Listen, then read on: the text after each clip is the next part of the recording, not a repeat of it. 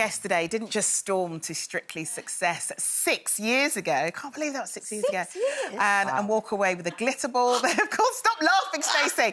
They found love and are now parents to daughter Minnie here. I know. Here for their first ever interview since they came out as a couple. It is Stacey Dooley and Kevin Clifton.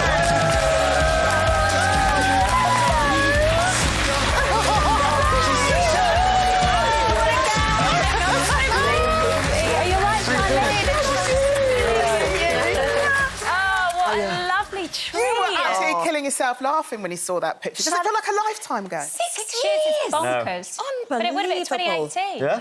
And me and Kate were the same year. That's right, yeah. The pair of Kate and I were just stood. There's like a balcony, and we were watching Ashley Roberts and Faye Tozer, thinking, what are we doing? What are we doing?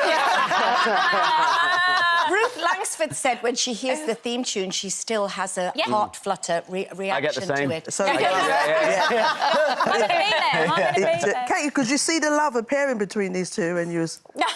Do you know what? We were so stressed that actually we would be like backstage practising, and there was no time for anything other than just anxiety. Well, there was. Well, there's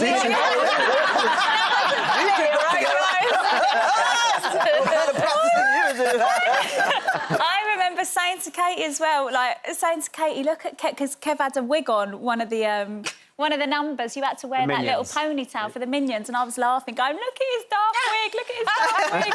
And look at us now. Oh, 6 years later. Yeah, wild. Now, you've got your new series out, haven't you? And Katie has been waxing lyrical about it all morning. Obsessed. I mean, W Channel. I binged it already. You can watch it on UK TV Play. Nice. 3-part series, and I mean, you'll always no holds bars. You'll go anywhere and submerge yourself, and you've really exceeded yourself this time. I'm so pleased you enjoyed it, Katie, because it was so interesting. I love Sleeps Over because I love the dynamic. Do you know what I mean? Like, it's super immersive. You genuinely turn up on the Friday. You sort of, you know, you're sleeping with them, not with them. You're sleeping in them.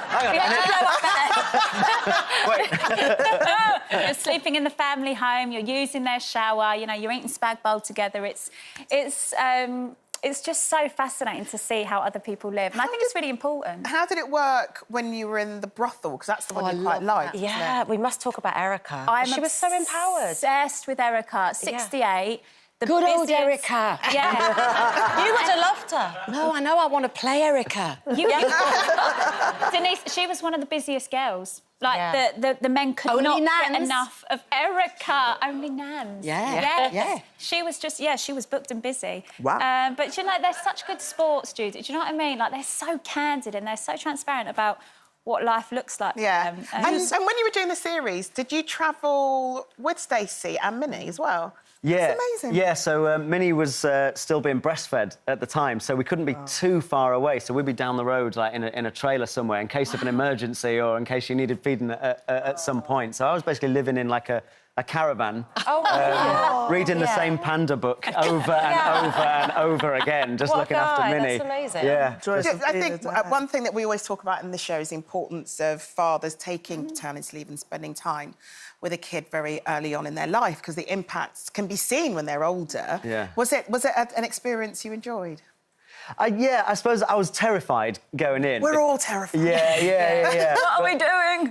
Because, like, Stacey's such a great mum, and she always seems like she's so in control. And I was like, oh my God, you're going to be there for 3 days, and I've got to just look after her. Like, what am I going to do? But actually, it was lovely, and I felt like I just had me and Minnie time, because for the first bit, like, I had 2 weeks paternity leave, and then I was back on tour. I was doing a show at the time, and I was back on tour, and Stacey was, like, on her own with Minnie for quite a while, like, really early on. But talking of shows, you open on Monday in your new show. Yes, everybody's talking about Jamie. One of my favourites. Yeah, I love the show. I've seen it a couple of times, and then I was involved in some of the choreography for the movie, actually, and now I'm going to be playing Hugo / Loco Chanel, in full drag. In full drag. Oh, I can't wait to see the costume. Nice. And you're practising. So walking in heels. Yeah, I've had my heels on for a few months, haven't I? Like, You like the heels. Yeah.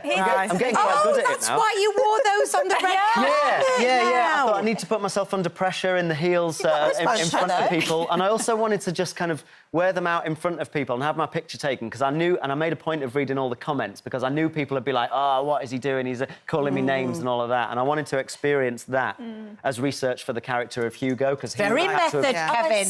Very method. Obviously, you're loving this role now within acting, and you know, obviously being a dad and just immersing yourself in both roles. But I was reading that you were saying that with your daughter, you wouldn't necessarily want her to get into like the professional dancing because of you know, kind of things that you've experienced. What are those that's really pulled you away from wanting her to be involved? It's more like, I don't mind if she wants to sort of dance, act, that kind of thing, want to go to some classes, but I think the competition world of ballroom dancing is just, it's a very competitive place. And I think, whereas sport, you can see the result immediately. If you cross the line first, you've won. Dancing, you're getting your idea of your sort of self-worth, you know, from something subjective. Other people's opinions are telling you whether you're good or not in a really competitive environment, so you're competing for other people's opinions. What about Stacey's world? Because she's been to war zones. So would you let Minnie go to Iraq? What is she going to do? I mean, in an ideal world, she'll be a librarian. When the Shire's left, Lady's first brothel. You can't take it back. It's funny when we're comparing worlds, when, like, you've been at work one day and you've had a really rough day, I was speaking to this sort of prostitute who's been abused, or, you know, something like that. And because I've come home like, yeah, I've had a really rough day too, and Stacey will go first with all the stuff she's just experienced, and then she goes, and what happened to you? And I'm like, one of my heels broke. We like the light and shade. You've both got a good balance, because if you both sort of came together and only talked about war stories, there'd be no light within the shade. Exactly. You need escapism. And talking of light and shade, we couldn't get you here without doing a little bit of a test, a game, shall we say, to see just how well they know each other. It's time for... Dooley's Dilemmas.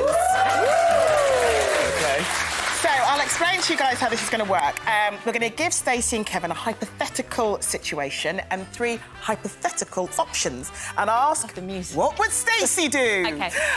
Stacey will then write down option A, B or C, and then Kevin will try and match her decision. So how well do they know each other? Stacey, you've got a pen and card. Yes, babe. Judy, you've got the first of a Dooley dilemma. Hi, Jill, don't let me see. So, Stacey has had an awful day at work. She heard someone talking about her and it wasn't very nice. Does she, A, confront it then and there, B, pretend she's fine, C, move on, everyone has a gossip chinwag? A, B or C? It depends, is the person there, or has she just heard something? Like, well, she heard someone talking about her, and it wasn't very nice.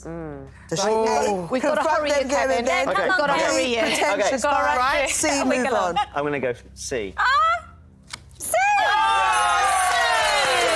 If the person was in front of me, OK, Katie, your turn. Right. You decided to whisk Stacey away for a well-earned break. Yes. Which would Stacey choose? Is it A, a spa weekend, including a seaweed wrap massage and a hot yoga session, B, a city break, or C, a beach break with sea, sand and sangria? I don't want to rush you, but I'm going to rush you if we can get your answer. Just go. I'm going to go A, but she'd probably skip the yoga session. OK, let's see what you've got. B. B. Right, Denise. Stacey and Kevin have had a blazing row. He's turned over one of her documentaries to put on coverage of the World Ballroom Dancing Championship. How does Stacey react? She lets Kevin watch what he wants. She compromises this once. She turns back over, takes the batteries out the remote and bans him from the lounge. A, B or C? A, B or C? I can't call it. Right. I think B, she'd compromise that once, but then What she'd did you say? Hey! You just let me watch it. Oh, no! You have fun. Oh, you know, I'm no relationship expert, guys, but I feel we've got some work to do. Kevin and Stacey.